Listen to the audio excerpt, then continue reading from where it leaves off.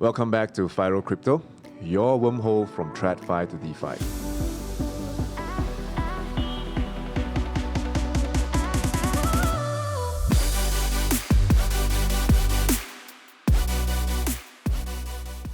Today, by we I mean myself and MJ, we are going to talk about Bitcoin and exactly why we do not own Bitcoin. But a bit of a disclaimer first. Whatever we discuss here should not be taken as financial advice. If you want to have any financial advice or consultation, please seek a licensed professional. Before we begin, may I direct you to this link here to check out a video on Bitcoin, the basics of Bitcoin that our good friend Ross has made. And it will allow you to better understand what we are going to discuss in today's video. Okay, before we go into why we don't own, we want to explain to you why we did own Bitcoin in the past. And the simple fact is, look, if you're into crypto, right, the first coin you usually buy is Bitcoin, right? They were the first attempt at a global currency. More important than that, they are an attempt to be a global currency that cannot be controlled by a specific government. So that makes them not manipulable by human beings as much, or at least, I mean, in theory, right? So that's what got me very interested, because they were taking power away from people, whether it's governments, banks, or institutions that was abusing the financial system. And Bitcoin really, made great progress on that front. But what was your reason for getting on Bitcoin? I think my first exposure to Bitcoin was during the 2017 craze. Remember, I think was it end of the year? Yes. That it shot up from a mere $3,000 or $2,000 per Bitcoin to close to 20K. Yep. Yeah, 22K, right? Before it crashed back down again.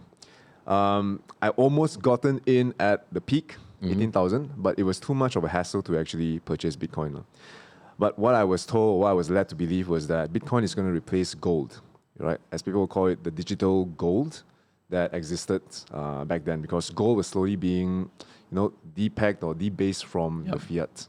Yeah, so that's my first exposure to Bitcoin. Okay, so the second reason why I think Bitcoin is good, was and is good, is because you're able to actually transfer money across country without any country restrictions, right? I think you can send your Bitcoin to, let's say, if you have children overseas, like let's say you send from Malaysia to the UK, you can send it 10 minutes, they'll receive it. So I thought that was really cool, and that just meant that there was some form of revolution going on already, for sure. Now, the second bit, another bit rather, is that there's no downtime. So let's say if you want to transfer money through the bank, even internationally, right? Sometimes they are under maintenance, and then that means you just have to wait until the maintenance is over. But with Bitcoin, there's no maintenance. There's at worst something we call congestion, right? In other words, it's a little bit slower. But apart from that, it was, to me, still very revolutionary, and that's why I bought into Bitcoin, and that's what I think is really good about Bitcoin today. Have you ever tried transferring money abroad, though, with Bitcoin? Abroad? You mean, like, let's say if I want to send money to someone else in Japan, let's say? I remember you mentioning doing that yourself. Remember? I can't remember it, but basically I've seen people actually send money over to their children or to their friends, just in front of their PC, basically. Okay. Before we move on, guys, we actually have a Telegram group, so do check it out in the comments or the descriptions. To your point of transacting, right? And you mentioned having sent money through or sent Bitcoin across abroad before. What are the main problems that you face? Because, as we all know, Bitcoin, if you've been following the price charts, right? What do you go from? 65,000 to a low of 45,000 in a span of 24 hours? Yeah, that's right. What kind of problem do you foresee Bitcoin facing, though? So if you watch our previous video about Ross, which is over here, you will know that what Bitcoin is trying to become is what we call a medium of exchange. So, for example, your ringgits, your gold are historically medium of exchanges. Of course, now ringgit or US dollar is a medium of exchange, right? So the one important thing that every medium of exchange needs is actually stability. Meaning to say that it cannot be very volatile in a span of a day dropping 20%. Imagine if you buy, let's say, cabbage or this cup here, right? One day it's 1 Bitcoin, let's say, for argument's sake. Then suddenly the next day is 1.5. And then suddenly it's 0.5. So a lot of us, we still think in US dollar or ringgit terms or whatever, because it's easy, it's stable, and that's not going away. And that is, I think, the first reason why Bitcoin essentially fails or is not very successful at being a medium of exchange. Okay.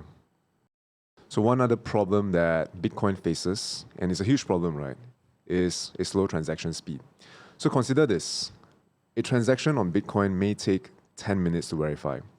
And that 10 minutes in the volatile world of crypto, it is a 5% or 10% change. Yeah. Easily, especially if you're on a very volatile day where, red candles and green candles are all over the place.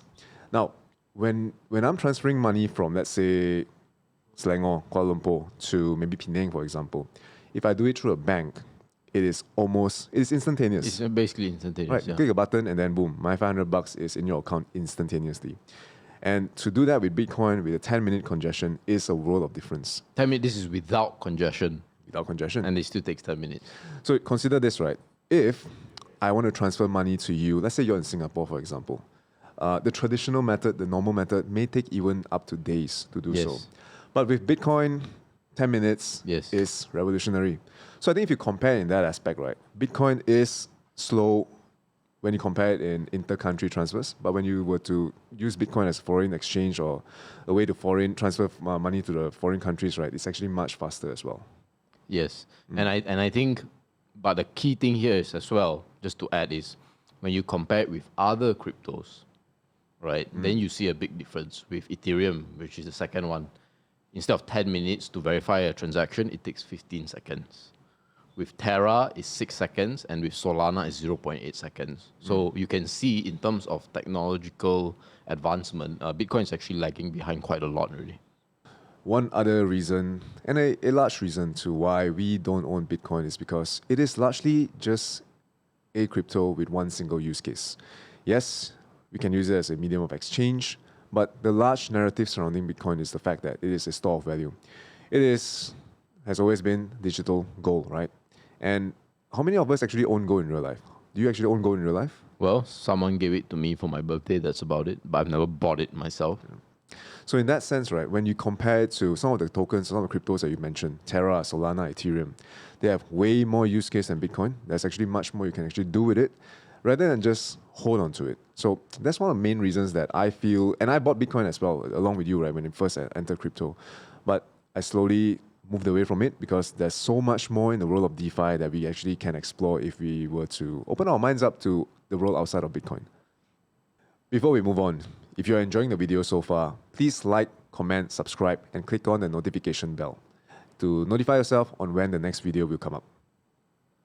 So I think another thing I want to add is that from an investing perspective, right, a good investment is one where it is, of course, bringing something new to the market, but also the number of new things that is bringing to the market, i.e. what are some of the real life use cases of any crypto or any investment, right, for that matter. So cryptocurrency is no different, right? You want to judge a crypto by the investment viability by that. It's not the only thing you need to care about, but it's a big chunk. Like what is it for, essentially? So if you look at some stats from Statista, you can see this thing called Bitcoin market dominance. Basically, it's how big Bitcoin is compared to the entire market. In 2013, it was nearly 100%. And as of November 2021, it's already less than 50%. And there's actually a reason why this is happening is because, as we mentioned earlier on, the use cases are so limited for Bitcoin that other cryptocurrencies now are fulfilling or stepping in to fill in some of the gaps or some of the issues that Bitcoin does not solve. One of the things people need to realize about cryptocurrency is that it's not just there to transform or revolutionize currency or money. It's actually there to revolutionize finance, which means things like saving and lending, right? Payment systems or payment gateways or payment apps, asset management, investing, borrowing, whatever it is. These are a lot of things that need to be revolutionized as well that Bitcoin does not really address. And that's why what we call the altcoin market, i.e. the market that has the coins that are not Bitcoin, has been growing exponentially with Ethereum leading the way. When you look at what Ethereum can do, and as we mentioned earlier on, Terra and Solana, right, they are miles ahead when it comes to use cases. And you might be wondering, if they are miles ahead, how come, the price or the market capitalization or the dominance is not as big as Bitcoin?